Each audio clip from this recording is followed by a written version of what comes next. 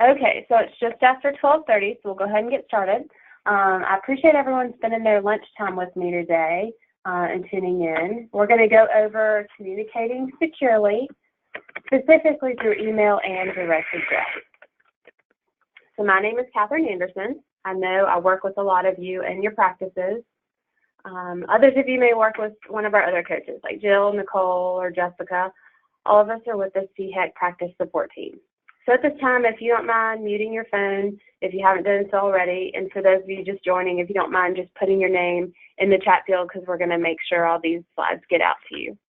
And if you have any questions during the webinar, please feel free to post your questions in the chat box, and we'll open it up at the end for discussions and any questions. Okay, so let's go ahead and dig right in. So first of all, happy Cybersecurity Month. I know everyone was thinking about that when they think of October. Did you know that it was Cybersecurity Month? Because I didn't until recently, actually. I'm sure among all the pumpkins, pumpkin spice, pretty fall leaves, and Halloween, cybersecurity is first on your mind. And if it's not, it really should be. One of the reasons our team decided to do this webinar was because of the number of emails we get at practice support from unsecure or personal email addresses every day. We see Gmail or Hotmail in an address, and it really does make us cringe. There's so much information shared about patients, payers, billers, audits, patient information, and that's just with practice support. So as a team, we've just really been concerned with how many emails are probably being sent elsewhere and between practices that are really at risk. And we get it. We understand email. We do it constantly too, all day long. It's the most widely form used of business communication. Roughly 125 billion business emails are sent every day. The healthcare industry isn't any different, but it really has to be handled differently. Unfortunately, there's bad guys out there, and they are constantly trying to get your patient's information. So a few things to consider. Today, we'll briefly cover a few things related to secure communication, specifically in healthcare. Because of the sensitive information and just how much personal information there is, healthcare is a major target for cyber attacks. We know that information has to be shared, though, in order to maintain continuity of care for the patient, like referring to or consulting with another provider or a specialist, or billing questions for an insurance company, or even guidance from us at practice support. So we have to communicate in healthcare. And because of this level of sensitivity, when it comes to patients, there are laws and regulations surrounding what private information is and how we can handle it. We're not going to address all the schemes cyber criminals use to hack into our systems or corrupt our systems, though it does happen every day. It's very technical. Today, we're just going to look at the everyday communication behavior that you might not realize has risk. And we'll discuss what you can simply do day to day to communicate patient information while keeping your patient and your practice safe. Okay. So we'll start with understanding exactly what information is protected and why it's protected. I'm sure this is review, but PHI, protected health information, or PHI, really relates to the past, present, or future physical or mental health or condition of an individual. This includes the provision of healthcare and the payment of the provision of healthcare. Also protected is individually identifying health information. So anything that can identify a patient or divulges any information about them. There are 18 identifiers that are considered protected. There's not 18 written here. I've consolidated a few, but you get an idea. This is the main. Some are very obvious, such as name and contact information. But as you can see from the list, there are some that are not quite so obvious, like the vehicle identifiers or biometric identifiers. But they are still protected, and it's very important to be aware of this. So you'll recognize compliance with protecting health information terminology is being HIPAA compliant. I know everyone knows that term in and out. The Health Insurance Portability and Accountability Act protects patients and their healthcare information by implementing safeguards to ensure the confidentiality, integrity, and availability of PHI. There are guidelines surrounding HIPAA compliance, and email is included. Did everyone know that even faxing is considered a violation of HIPAA? That might come as a surprise to some of you. Imagine if you typed in just one wrong number and a fax was sent to a stranger. We have to be very careful with this sensitive information. Anytime any type of PHI is sent electronically, it must be secure. So here's why email is a hot topic when sending or receiving PHI. We all use it. It's quick, it's easy, it's the most common means of communication. But is it always secure? No, it's not. Free and internet-based email services are not secure. I really cannot say that enough. They are not secure. So sending from these services puts PHI at risk. Here's a simple flow chart that's going to break down the steps an email takes to get from the sender to the receiver. So you start with the sender's desktop or laptop. So picture your laptop at your office in the practice. And then when you send an email, it goes to your email server in your office. Then it goes from your email server to the receiver's email server. And from the receiver server to their desktop or laptop. Every time it takes a step and is transmitted, it is out on the internet and information is at risk at each step. So do any of these little icons look familiar? I'm sure they do. They do to me. I still have a Hotmail account from when I was in college. If you're using any of these email services or other free internet services for email for your practice or to send any PHI, the information you are sending is at risk. Again, I can't say that enough. It is not protected. It is at risk.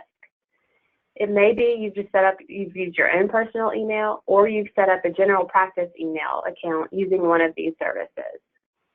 The HIPAA security rule requires safeguards be implemented by HIPAA-covered entities to protect PHI that is created, used, received, stored, or transmitted electronically, also known as ePHI. Failure to protect ePHI can result in significant fines. You can see here, fines can range from $100 up to $1.5 million, depending on the level and severity of the violation. It is just not worth it. So let's just take a quick second to assess your own current state of sending and receiving PHI via email in your practice or your office, whatever it is in the healthcare field. Have you ever sent an email containing PHI from a non-secure service? So this would be maybe sending a referral using your Hotmail account to another office. Or have you ever sent quality measures with patient data to one of your practice support coaches? And that answer is yes, because we've gotten some before. Have you ever received an email with patient information using a non-secure service? Maybe received a question from your biller who works off-site about a patient. Can you confirm you meet standards of the HIPAA security rule? Basically, a general rule of thumb is just before you click send, just take a second and ask yourself if there's any PHI. It can take a quick second, but it can make all the difference. You may not have even realized that your email was not secure, or that the information you were sending actually is considered PHI, but now you know, and we can start making some changes in your email practice every day.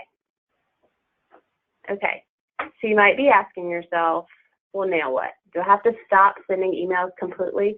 And the answer is definitely no. You do have email options that are secure. I don't know what we would do without email. Within the EHR, chat or messaging is okay. So that's doctor to doctor, provider to the front desk, anything within your EHR is safe and secure. The real concern is going outside of the office server.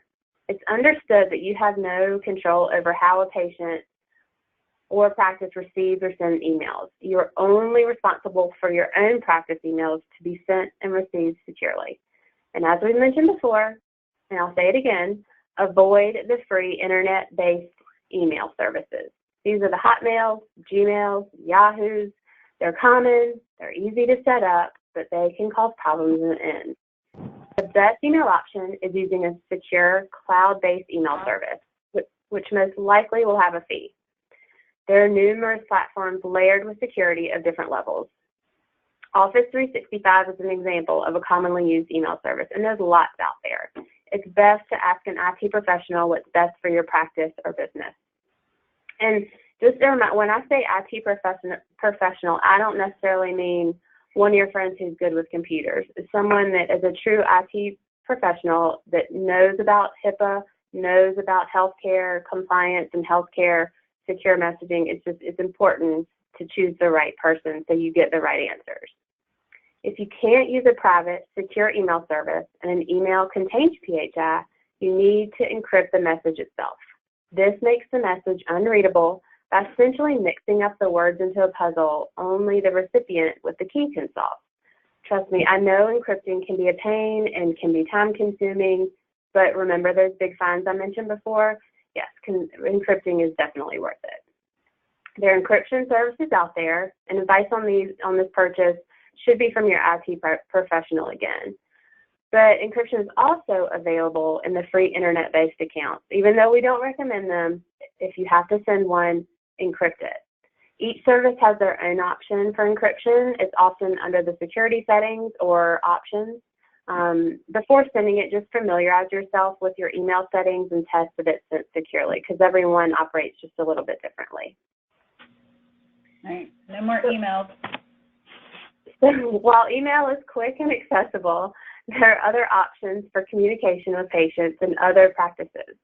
A growing practice for communication or referrals between provider is direct, secure messaging. And if you work with practice support, you have heard us talk about it a time or two, or over and over and over. Direct, secure messaging use is measured and incentivized in MIPS and Medicaid meaningful use. And it's incentivized for a reason. It's important. It's a safe, secure platform for communication of PHI.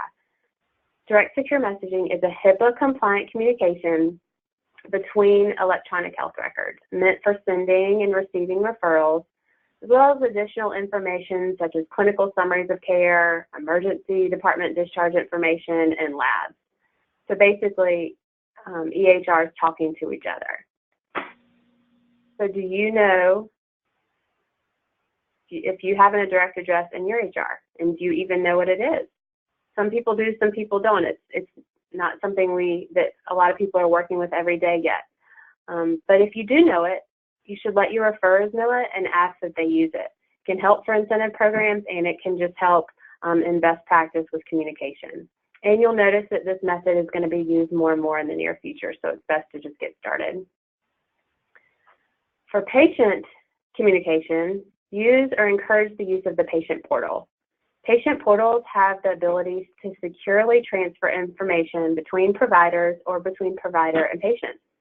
Patients can also ask questions, schedule appointments, and request prescriptions without the use of email. Portals are a great way to communicate non-emergent information safely. Another consideration is the Health Information Exchange. North Carolina has NC Health Connects, which for practices has a mandatory intent to connect deadline of June 2020. Our region also has Coastal Connect, which is a fully functional health information exchange. Both have different levels of participation, and the level of features you get depends on that participation. These features are useful to practices and providers, such as looking up past medical history of patients, being notified of an ER visit, and communication between providers. This is just another alternative to emailing for patient and medical information. NC Health Connects and CCHIE also have direct secure messaging for providers whose EHR is either unable to attain direct secure messaging or those that are financially unable to add those features because they often do have a fee.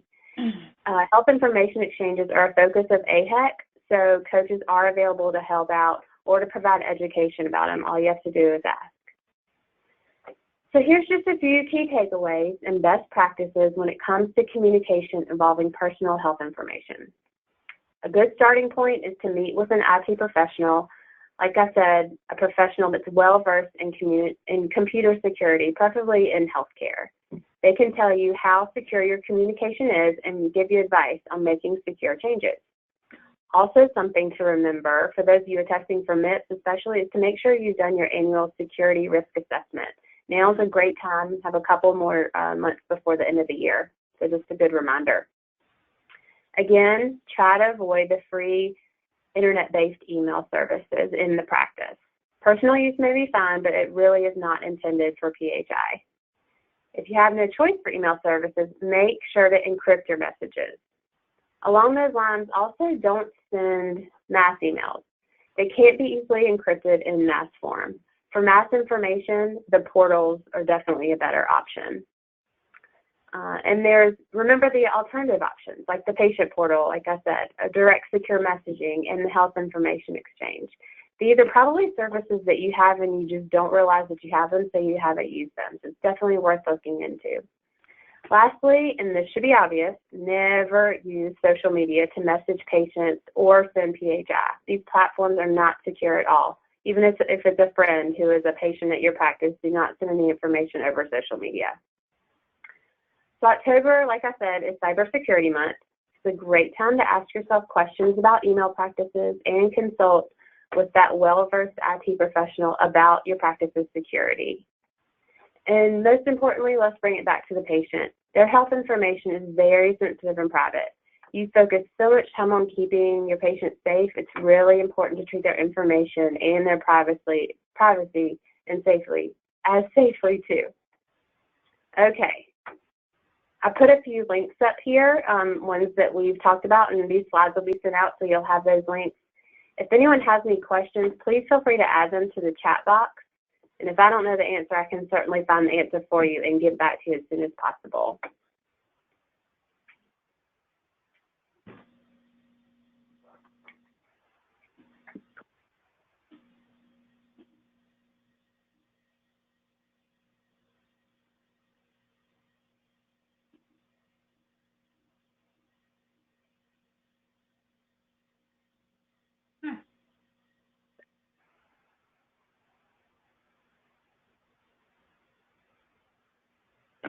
You can unmute your line and ask a question too.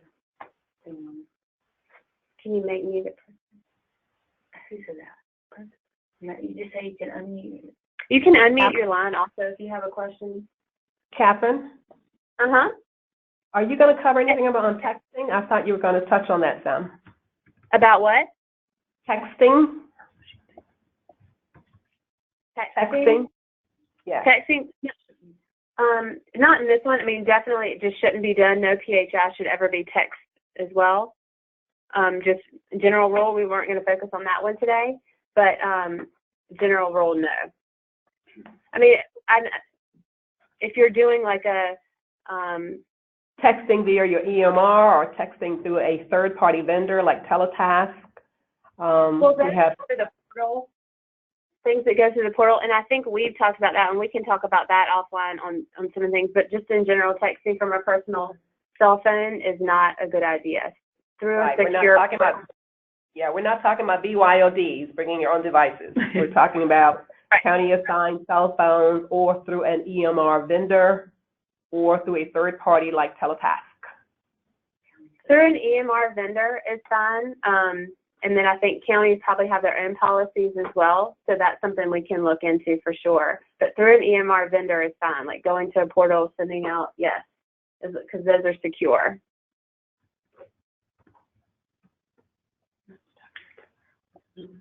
Thank you, though. Thank you. Okay. And I also want to point out, if there's something that we didn't cover here that you'd like to learn more about, please let us know. Even if we need another lunch and learn on another topic or something for a topic for our newsletter that you think others can benefit from knowing, we'd love to know about it, because chances are others are asking the same questions or need help on the same topic. So thanks. Okay. And thanks for tuning in today. We're always available. Practice support is always available if you have questions about what we discussed or anything else that might help your practice. So please reach out to your coach, or if you're new and want information about practice support, you can email or call our director, Jessica. Her number is here on the screen, and our website is there as well. Okay, thank you for joining us today.